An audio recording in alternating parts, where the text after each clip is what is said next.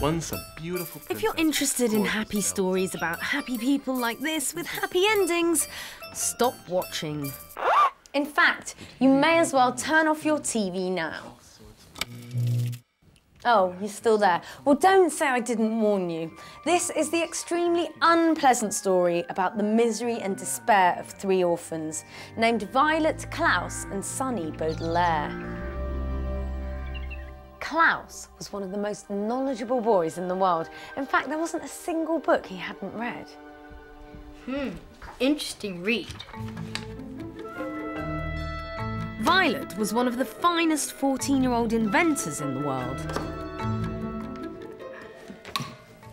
Eureka! And Sonny had 4 little teeth that she used to bite everything she could get her little hands on. Like this. Sonny! It has been someone's sad duty to document the tales of their unfortunate events, and I've tracked that person down. Lemony Snicket. I met Lemony for tea, but Blue Peter had to agree to his wishes not to reveal his identity. Mr. Lemony Snicket, now you seem to generate many questions from the Blue Peter viewership. Lizzie, aged 12, wants to know why you've always been so secretive, both about yourself and your life. I'm not secretive at all. Here I am appearing on television, for goodness sake. Not Liz, aged 10, wants to know why do you always tell us to stop reading your books? Well, they're terrible books.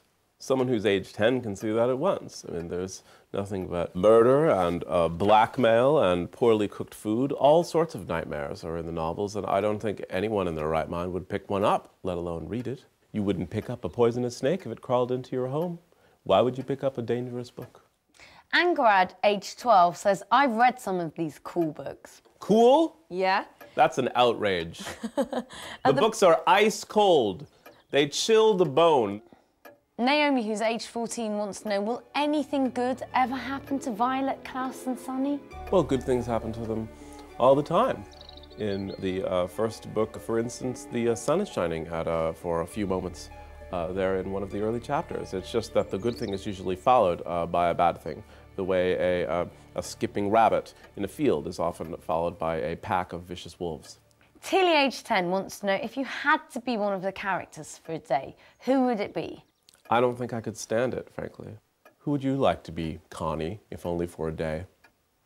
I'd like to be Klaus, because that way I would have read all the books in the world. So then what would you do with your time? While you were being pursued by an evil count who was bent on doing anything he could to get his hands on your fortune, Connie, you couldn't take it. I could. Not a woman like you. Yes. Even the diversity of experience offered by your job as a host of Blue Peter would be no match for the treachery of Count Olaf! The orphans escaped from the evil man after realizing he was plotting their death to get his hands on their family's fortune. But from then on, Count Olaf would never be far away.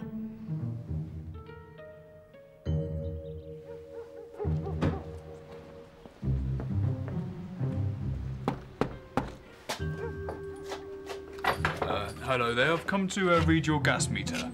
Well, of course it's...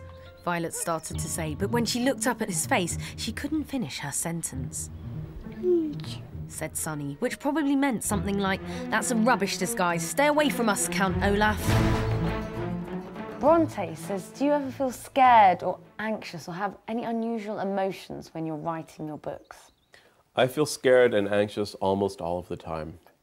Even in your presence, Connie, I have the shakes, the jitters, and the utter panic attacks when I think about my work and the danger it puts me in. Anya, who's aged 10, wants to know, which of your books do you think is the worst? Well, they're all fairly terrible. The Penultimate Peril is the longest, so arguably that is the worst, though of course The Bad Beginning has what is possibly more misery in its short period of time. And so it really depends on whether you're the sort of person who rips the bandage right off or if you're the sort who takes it off very slowly. I mean, all of the books are grim. None of them are my favorite.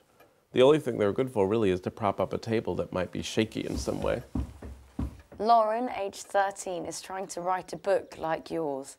Where do you get your inspiration? Have you got any tips for her? I have many tips for young writers. The important thing is to keep a notebook with you at all times, which I do, and to stand outside doors and eavesdrop and listen to what people are saying and write those things down in your notebook. Well, Deanna would like to know, and she's age 9, what was your favourite subject when you were at school? My favourite subject, I would have to say, was lunchtime. Christy? Try to keep up, Connie. Helen, who's age 13, says, do you have fun trying to think up plots for the books, or did you find it a bit frustrating? Fun? No. It's not fun to think about terrible things happening to small children, and if she finds that fun, I think she should seek some serious medical attention. Ashley, age 13, wants to know what the last book is called and what's in store. Well, the last book is called The End. Book 13 is possibly the most dreadful. Most of it takes place on a small island in the middle of the ocean, and the Baudelaires, in this case, get their last choice for whom they'd want to be alone with.